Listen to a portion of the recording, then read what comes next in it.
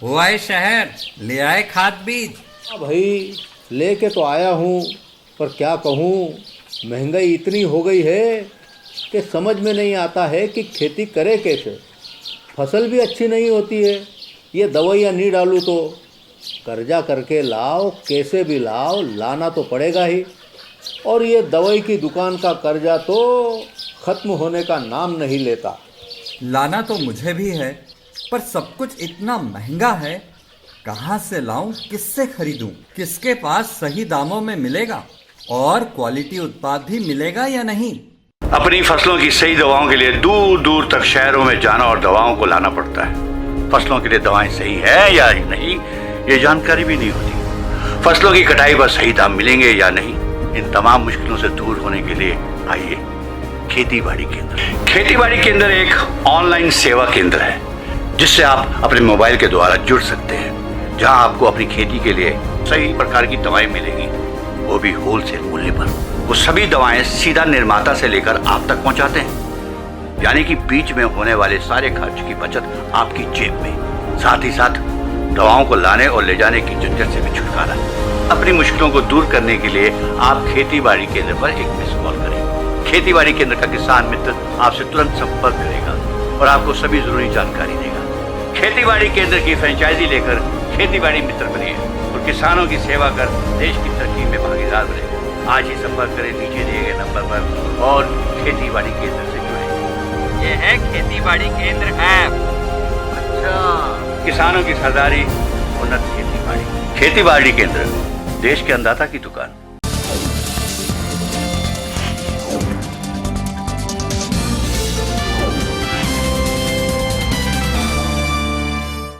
नमस्कार, स्वागत है आपका देश देशांतर के आज के अंक में। मैं हूं आपके साथ अमृता चौरसिया। केंद्र शासित प्रदेश जम्मू कश्मीर के भविष्य की रणनीति का खाका तैयार करने के लिए केंद्र ने जम्मू कश्मीर के राजनीतिक दलों के साथ वार्ता का हाथ बढ़ाया। प्रधानमंत्री नरेंद्र मोदी ने बृहस्पतिवार को जम्मू कश्मीर के अलग अलग दलों के 14 नेताओं के साथ एक अहम बैठक की। बैठक बेहद सार्थक रही। प्रधानमंत्री ने कहा कि जम्मू कश्मीर में लोकतंत्र को ग्रास रूट तक ले जाने के लिए हम सबको मिलकर काम करना होगा। प्रधानमंत्री ने जोर देकर कहा कि सफलतापूर्वक संपन्न हुए डीडीसी चुनाव की तरह ही विधानसभा चुनाव कराना अब सर्वोच्च प्राथमिकता है और इसके लिए परिसीमन की प्रक्रिया को तेजी से पूरा करना होगा ताकि हर एक क्षेत्र, हर वर्ग का पर्याप्त राजनीतिक प्रतिनिधित्व विधानसभा में मिले। इस बैठक में जम्मू कश्मीर से आए सभी नेताओं ने खुलकर अपनी बात रखी। कश्मीर को राज्य का दर्जा, विधानसभा चुनाव, कश्मीरी पंडितों का पुनर्वास, राजनीतिक कैदियों की रिहाई और डोमिसाइल जमीन की गारंटी से जुड़े मुद्दे उठाए गए।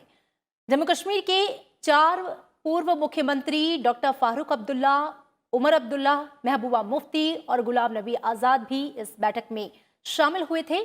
प्रधानमंत्री ने इस बात की सराहना की कि सभी दलों के नेताओं ने खुलकर इस मंच पर अपनी बात रखी।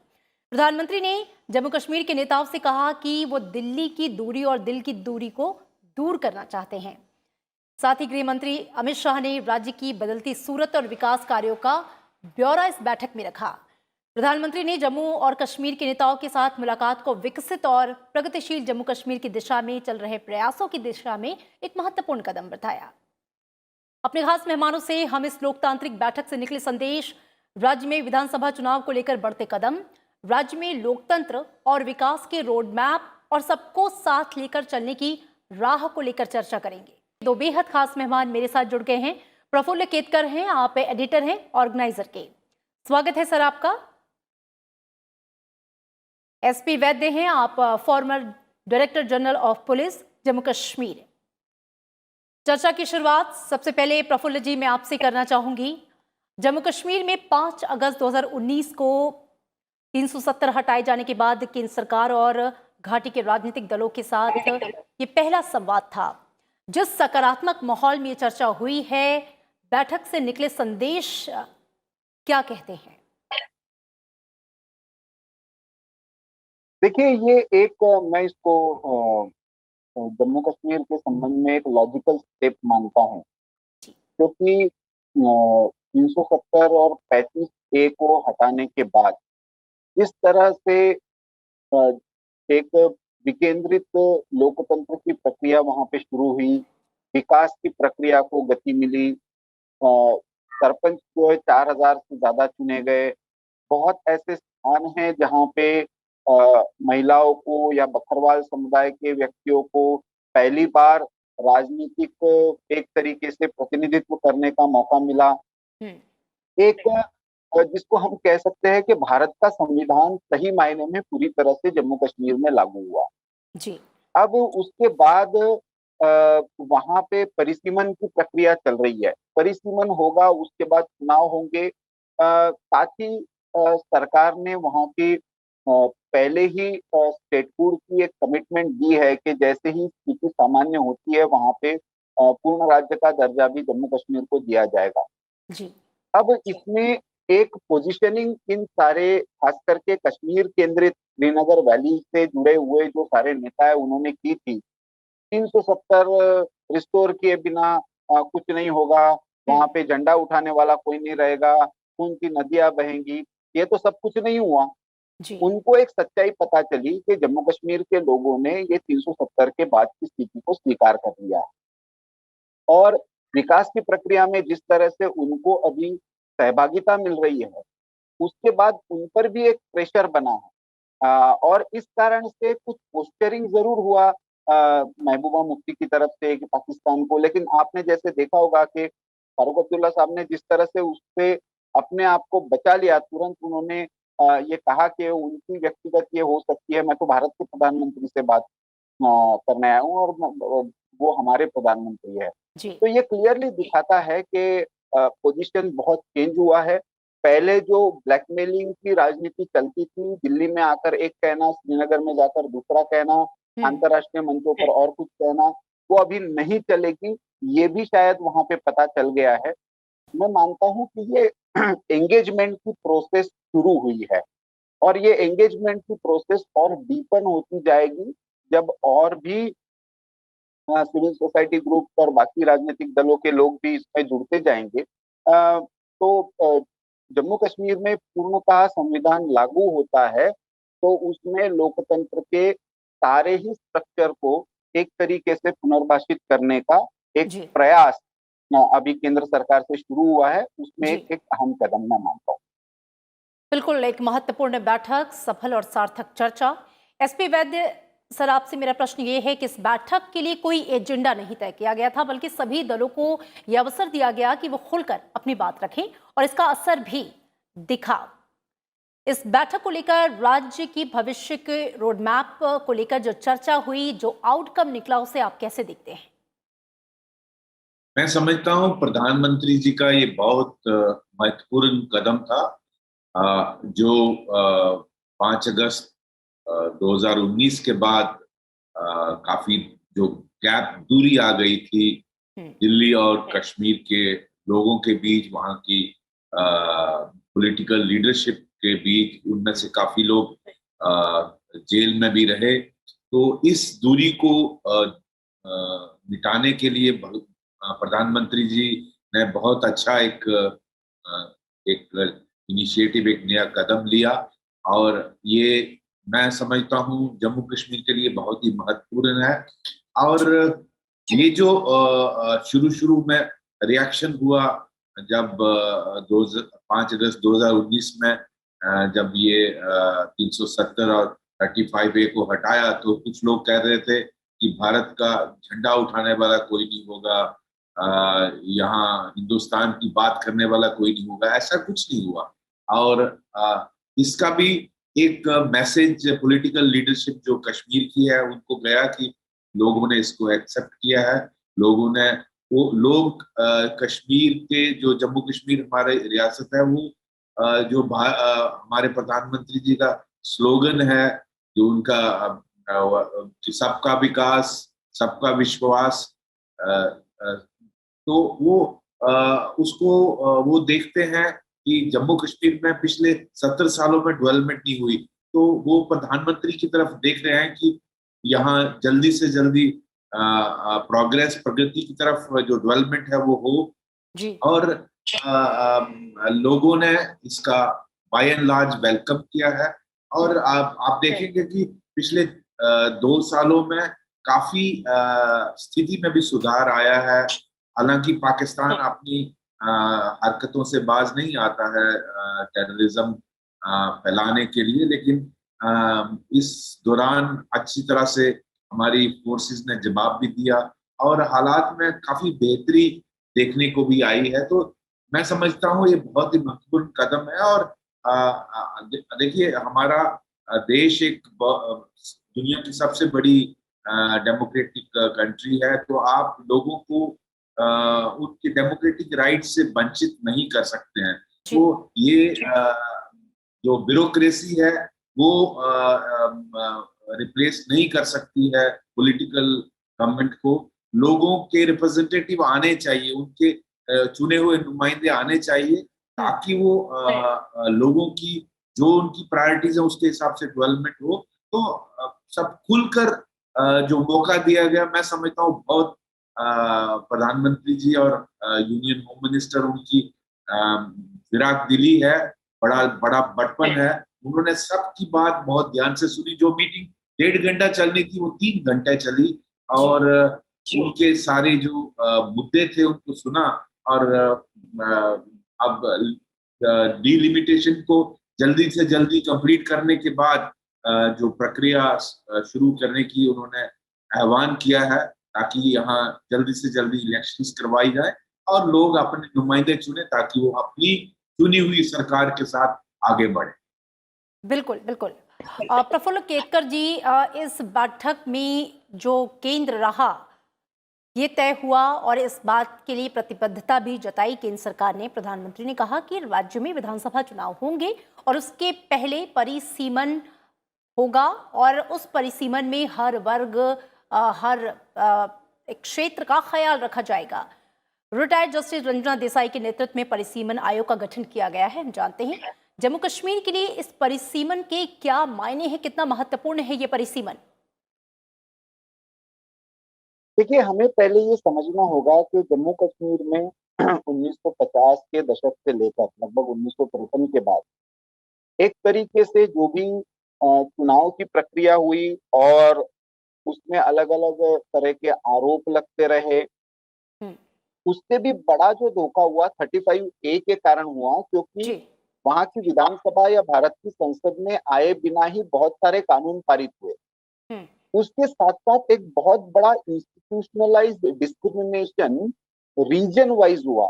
जम्मू की पूरी तरह से अनदेखी, पहले लद्दाख की भी अनदेखी, और जो जनसंख्या का पिछले आप 30 साल में देखेंगे तो वहां का प्रारूप बहुत हद तक बदल गया है। जी। कश्मीर वैली से बहुत लोग जो है वो निर्वासित होकर जम्मू में आ गए हैं। वेस्ट पाक रेफ्यूजीज की बहुत सारी कॉलोनीज अभी भी जम्मू में हैं। बहुत सारे ऐसे समुदाय थे जिनके साथ एक सिस्टमिक डिस्क्रिमिनेशन था, चाहे गोरखाज हो चाहे बकरवाल हो, जिनको आइदर वोटिंग राइट नहीं था या पॉलिटिकल रिप्रेजेंटेशन या पार्टिसिपेशन का अधिकार नहीं था। वो कुछ लोग थे जो लोकसभा में तो वोट कर सकते थे, विधानसभा में नहीं कर पाते थे। अब उनका सबका वोटिंग राइट इंश्योर हुआ है। पहली बार डीडीसी में पॉलिटिकल रिजर्वेशन भी अप्लाई हुआ भारत के संविधान के प्रावधानों के अनुसार। पूरी तरह से भारत के चुनाव आयोग की सारी प्रक्रियाएं वहां पे लागू हुई। जी। 2006 के बाद हम सब लोग जानते हैं कि पूरे भारत में परिसीमन हुआ और भारत के जनसंख्या के बदलाव के अनुसार, भले ही उसका बेस 1971 की जनसंख्या ही रही, जनगणना ही रही, लेकिन बदली हुई स्थिति के अनुसार कम से कम चुनावी क्षेत्रों का पुनर्गठन हुआ एक तरीके से। जी। तो उसको परिसीमन कहते हैं। ये प्रक्रिया जम्मू कश्मीर में नहीं हुई। 1955 में एक बार हुई, 1995 में एक बार करने का प्रयास हुआ, लेकिन उसमें भी पूरी तरह से ट्रांसपेरेंसी नहीं थी। तो अब पहली बार ये प्रक्रिया हो रही है। ये बड़ी लंबी प्रक्रिया होती है, लेकिन इसमें भी राजनीतिक दलों को अपनी राय रखने का, सजेशंस देने का, कुछ कंप्लेंट्स होती है तो उनको रेज करने का अधिकार होता है। तो ऐसे में ये एंगेजमेंट और भी महत्वपूर्ण हो जाता है। और मैं मानता हूं कि आने वाले समय में जब परिसीमन का खाका सामने आएगा तो हमें इसमें बहुत बड़ा बदलाव दिखेगा, क्योंकि अभी तक ये था कि कश्मीर वैली को हमेशा से ज्यादा सीटें रहती थी, जम्मू जनसंख्या के आधार पर लगभग बराबरी में आने के बाद भी सीटें कम रही। जम्मू कश्मीर का बहुत बड़ा हिस्सा जो पाकिस्तान के इलीगली पाकिस्तान के कब्जे में है, वहां की सीटों का भी क्या करना, जो वहां से निर्वासित हुए कश्मीरी पंडित है उनके प्रतिनिधित्व को लेकर क्या करना, उनके पुनर्वास का भी एक खाका इसके साथ बनना है। तो मुझे लगता है इन सारे विषयों को ध्यान में रखते हुए ये लोग चुनाव की तो बात कर रहे हैं, स्टेटहुड की बात कर रहे हैं, पाकिस्तान के साथ चर्चा की बात कर रहे हैं, लेकिन डेमोक्रेसी के लिए सबसे महत्वपूर्ण कदम जो है वो डिलिमिटेशन का है, परिसीमन का है। मुझे लगता है कि उस पर सबसे ज्यादा चर्चा होने की आवश्यकता है। बिल्कुल, और ये इस लिहाज से ये जो भी पॉइंट आपने गिनाई, ये परिसीमन बहुत ही महत्वपूर्ण हो जाता है। ऐसे वैद्य जी, चूंकि ये परिसीमन बहुत ही महत्वपूर्ण है, व्यवस्थित तरीके से राज्य में पहली बार हो रहा है, आपसे हम ये समझना चाहेंगे कि क्या इस परिसीमन के बाद बदल सकते हैं परंपरागत राजनीतिक दल और उनके चेहरे, और इस परिसीमन के बाद क्या कुछ खास बदलाव हम पाएंगे? देखिए, जैसे मेरे साथी कह रहे थे, जम्मू रीजन में एक बहुत फीलिंग है डिस्क्रिमिनेशन की कश्मीरी लीडरशिप के अगेंस्ट। जब सारे भारत में परिसीमन हुआ तो जम्मू कश्मीर में एक रेजोल्यूशन पास करके कि ये 2026 में होगा, ये सरासर मैं समझता हूँ गलत था। और इस जो पॉपुलेशन एक्सप्लोशन 1990 में जब टेररिज्म स्टार्ट हुआ तो बहुत सारे लोग कश्मीर वैली से जम्मू रीजन में सेटल हुए। उनका सीट का क्या, उनकी रिप्रेजेंटेशन कैसे होगी, जैसे वेस्ट पाकिस्तान रिफ्यूजीज का कोई वोटिंग राइट नहीं था, गोरखास का कोई वोटिंग राइट नहीं था। तो इस तरह से यहाँ ज्यादा जनगणना होने के बावजूद रिप्रेजेंटेशन कम थी। तो ये एक महत्वपूर्ण कदम था जिसको लोगों में एक भरोसा आएगा अगर ये रिजल्ट्स आते हैं डिलिमिटेशन कमीशन के। और मैं समझता हूँ इससे प्रोपोर्शनेट रिप्रेजेंटेशन सबको मिलेगी एज पर देयर पॉपुलेशन, जो लेटेस्ट पॉपुलेशन सेंसस है उसके मुताबिक। और इससे रिप्रेजेंटेशन जो अपना हक समझते हैं उनको मिलेगी, चाहे वो पिछड़े वर्ग हो। बहुत सारे पॉलिटिकल प्रोसेस में बहुत सारे शेड्यूल ट्राइब और शेड्यूल कास्ट को राइट्स नहीं थे जो पूरे हिंदुस्तान में थे। इस तरह 47 के जो रिफ्यूजीज आए थे उनको पूरे हिंदुस्तान में राइट्स थे, जम्मू कश्मीर में वो ना सर्विस कर सकते थे ना उनको राइट्स थे। तो इस तरह के बहुत सारे सेंट्रल एक्ट जितने थे वो लागू हुए। तो मैं समझता हूँ पिछले 2 साल में बहुत सारी चीजें की गई जिससे यहाँ जम्मू कश्मीर के लोगों को पूर्णतः भारत से इंटेग्रेट किया गया। ये कदम लेना बहुत जरूरी थे। और जो सेपरेटिस्ट फीलिंग्स, जो एक इकोसिस्टम बनाया गया था कश्मीर वैली में, उसको तोड़ने में इसने मदद दी। आज आप कहीं नहीं सुन रहे कि पथराव हो रहा है, कहीं नहीं सुन रहे हैं कि हुर्रियत कॉल दे रही है बंद की। जब इनफैक्ट जब यूनियन होम मिनिस्टर पिछली बार कश्मीर वैली में आए तो कोई बंद की कॉल नहीं, पहली बार पिछले 30 सालों में हुआ। तो एक तब्दीली ग्राउंड लेवल पे आई है। और अब ये परिसीमन कंप्लीट होने के बाद आई थिंक जितना जल्दी हो सके प्रधानमंत्री जी ने जो कदम लिया है, ये जो प्रक्रिया स्टार्ट की है पॉलिटिकल प्रोसेस की, मैं समझता हूँ जल्दी से जल्दी इलेक्शंस करवानी चाहिए। और लोगों को एक जो तेजी से जो लोगों की ख्वाहिश है कि उनका जम्मू कश्मीर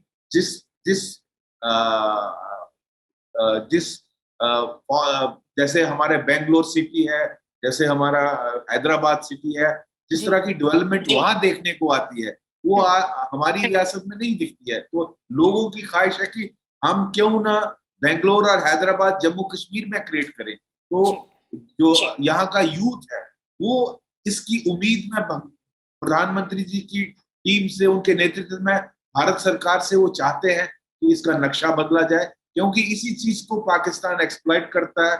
बहुत सारे यंग बच्चों को बरकला कर टेररिज्म में लाता है। तो जब तक हम डेवलपमेंट की स्पीड को बढ़ाएंगे नहीं और ये इस जम्मू कश्मीर को इस रास्ते में लेके नहीं जाएंगे, तो ये पाकिस्तान हमेशा फिश इन ट्रबल वाटर करता रहेगा।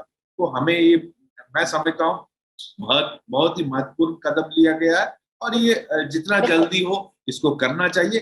कुछ मेरी अपील रहेगी भारत सरकार से कि कुछ प्रिकॉशन लेना जरूरी है, क्योंकि अभी पूरी तरह से जो टेररिज्म को फेवर करने का इकोसिस्टम था वो कंप्लीटली वाइप आउट नहीं हुआ है। तो ऐसे हम एहतियात बरतते रहें ताकि यहाँ के बच्चे टेररिज्म को ना ज्वाइन करें और पाकिस्तान के घरकलाने में नहीं। जी बिल्कुल। प्रफुल्ल केतकर जी, पिछले 1.5-2 सालों में राज्य की, जम्मू कश्मीर की जो फिजा बदली है, जम्मू कश्मीर के नेता भी जमीनी हकीकत को अब समझने लगे हैं और शायद यही कारण है कि प्रधानमंत्री के साथ बैठक में इन नेताओं ने 370 पर नरमी दिखाई और परिसीमन पर भी पूरी तरह से सहयोग करने का आश्वासन दिया है।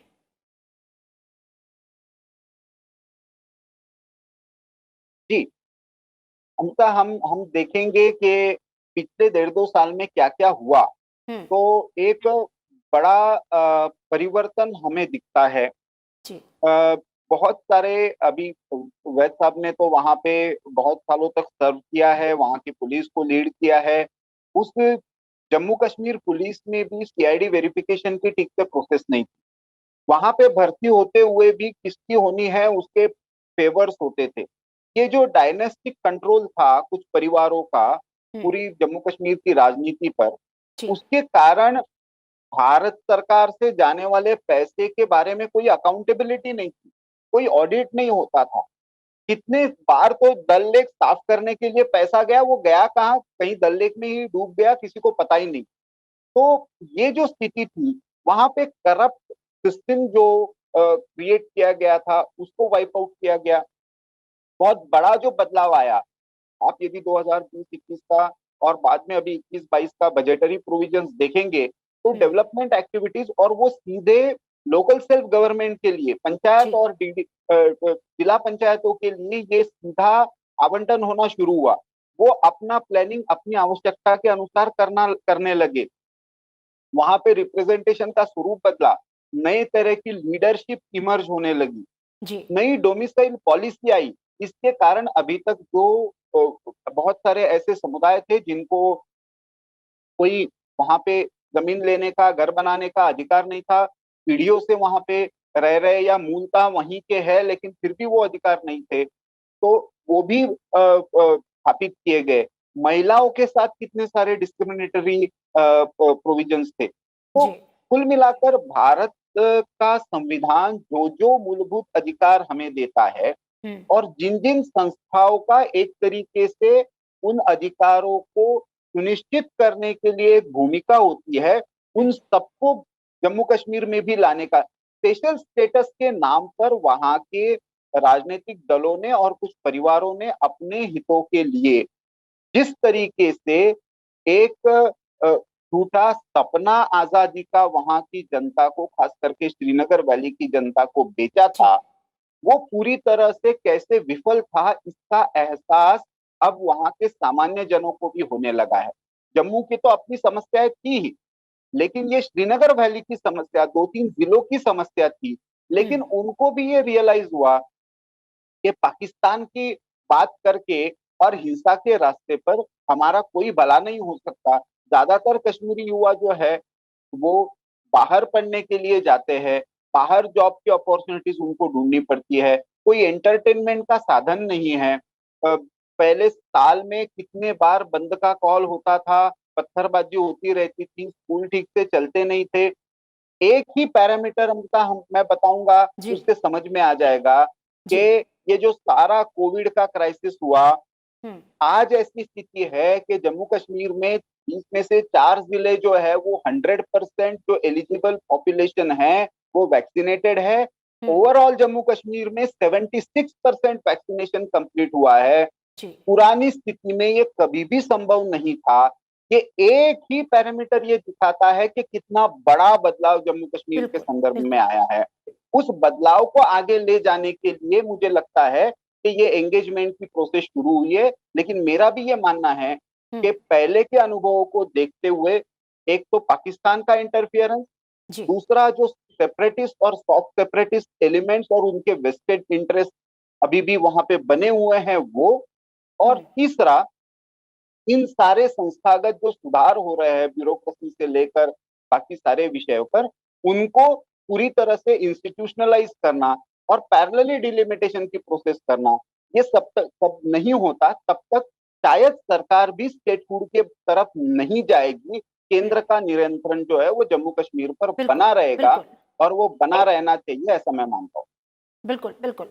और इस बैठक में जो आपने भी चर्चा की, अलगाववादी हो या फिर पाकिस्तान, एक सख्त संदेश भी दिया गया कि जम्मू कश्मीर के आंतरिक मामलों में किसी का हस्तक्षेप जो है वो मंजूर नहीं है। अब चूंकि वक्त की कमी है, एसपी वैद्य, एक आखिरी सवाल आपसे कि जम्मू कश्मीर को हो सकता है देर सवेर पूर्ण राज्य का दर्जा मिल जाए, परिसीमन के बाद चुनाव भी हो जाएंगे, लेकिन विकास और भागीदारी का स्वाद चख चुकी जनता को अब सिर्फ स्वायत्तता और आज़ादी के नाम पर बरगलाना मुश्किल होगा, क्योंकि विकास, लोकतंत्र की बहाली, ग्रास रूट लेवल पर जो लोकतंत्र की बहाली है जिसका जिक्र प्रधानमंत्री ने कहा, वो अब वहां की जनता के मुख्य एजेंडे में होगा। जी, देखिए, इतने सालों से पूरे भारत में पंचायती राज सिस्टम लागू था, लेकिन मैं यहाँ का रहने वाला भी हूँ और बचपन से देख रहा हूँ। सिर्फ नौकरी नहीं यहाँ की, from ASP to DGP, but पैदा भी यहाँ हुआ। तो यहाँ पंचायती राज सिस्टम को कभी भी पूरे तरीके से लागू नहीं किया गया, और पहली बार पिछले इन 2 सालों में इलेक्शंस करवाई गई, पंचायत को बीडीसीज की, डिस्ट्रिक्ट लेवल की कमेटीज बनाई गई, अर्बन लोकल बॉडीज की इलेक्शंस हुई, और जैसे प्रधानमंत्री जी कह रहे थे 12,000 करोड़ डायरेक्टली इनको गया। तो एक नई लीडरशिप इमर्ज हो रही है जो इस पैसे को इस्तेमाल कर रही है, और गांव-गांव में जब जब ये डेवलपमेंट के प्रोजेक्ट्स चलेंगे और चल रहे हैं, तो इसका असर जमीनी सतह पे देखने में आएगा। और अब यूथ को जिस तरह से ये गुमराह किया जाता था वो इतना आसान नहीं होगा, और वो देखेंगे कि किस तरह से दिल्ली हमारा नक्शा बदल रही है, और इसमें जो कुछ लोगों का वेस्टेड इंटरेस्ट बना था उसको तोड़ने में काफी हद तक कामयाब रहे हैं। मैं समझता हूँ जैसे महबूबा जी ने बोला कि पाकिस्तान के साथ बातचीत करनी चाहिए। मुझे बहुत अच्छा लगा डॉक्टर फारूक ने जब उस बात को कहा कि हम तो भारत के प्रधानमंत्री से ही लेंगे और उन्हीं से बात करेंगे। यही एक बहुत अच्छा संदेश भेजता है कि पाकिस्तान इंटरेस्टेड नहीं है। पाकिस्तान की सारी जड़ जो है, इसको जितना सबवर्शन और जितना ये टेररिज्म चलाया जाता है, इसके पीछे सारी दुनिया जानती है कैसे आईएसआई पाकिस्तान से सारा कुछ करती है। तो उनसे बातचीत करके वो क्या आपको दे देंगे, मैं नहीं समझता उसमें कोई भी हमें उसमें फायदा होगा। बहुत जरूरी है कि टेररिज्म से सख्ती से निपटना चाहिए, लेकिन उसी सेम टाइम हमें जो डेमोक्रेटिक इंस्टीट्यूशंस है उनको स्ट्रेंथन करना चाहिए, और ये जो पूरी तरह से पंचायती राज सिस्टम इंट्रोड्यूस किया, अब नेक्स्ट लेवल हमें डिलिमिटेशन कमीशन को इसकी रिपोर्ट को कंप्लीट करके लागू करके एकदम इलेक्शन करानी चाहिए, ताकि डेमोक्रेटिक सिस्टम पूरी तरह से अपनी जड़ पकड़ ले और लोग आगे की तरफ देखें कि किस तरह हिंदुस्तान जिस तरह आगे बढ़ रहा है, भारत बढ़ रहा है डेवलपमेंट की फ्रंट पे, पूरी दुनिया हमें देख रही है। जम्मू कश्मीर पीछे नहीं रहना चाहिए, वो भी आगे कदम से कदम मिला के आगे बढ़े।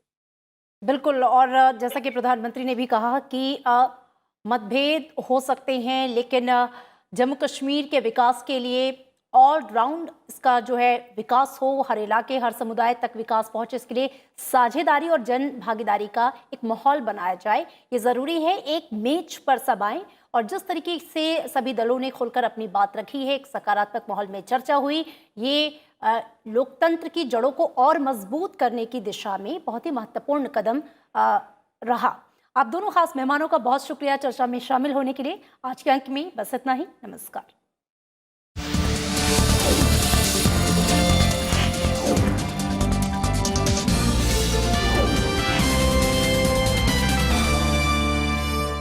खत्म होने का नाम नहीं लेता। लाना तो मुझे भी है, पर सब कुछ इतना महंगा है, कहाँ से लाऊं, किससे खरीदूं, किसके पास सही दामों में मिलेगा और क्वालिटी उत्पाद भी मिलेगा या नहीं।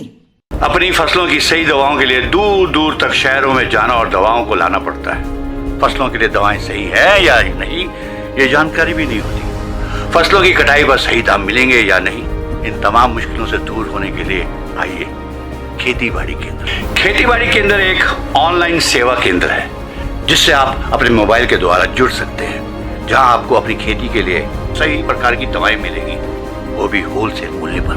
वो सभी दवाएं सीधा निर्माता से लेकर आप तक पहुंचाते हैं, यानी कि बीच में होने वाले सारे खर्च की बचत आपकी जेब में। साथ ही साथ दवाओं को लाने और ले जाने की झंझट से भी छुटकारा। अपनी मुश्किलों को दूर करने के लिए आप खेती बाड़ी केंद्र पर एक मिस कॉल करें। खेती बाड़ी केंद्र का किसान मित्र आपसे तुरंत संपर्क करेगा और आपको सभी जरूरी जानकारी देगा। खेती बाड़ी केंद्र की फ्रेंचाइजी लेकर खेती बाड़ी मित्र बनिए और किसानों की सेवा कर देश की तरक्की में भागीदार बने। आज ही संपर्क करें नीचे दिए गए नंबर पर और खेती बाड़ी केंद्र से जुड़े। ये है खेती बाड़ी केंद्र ऐप। अच्छा, किसानों की सरदारी, उन्नत खेती बाड़ी। खेती बाड़ी केंद्र, देश के अन्नदाता की दुकान।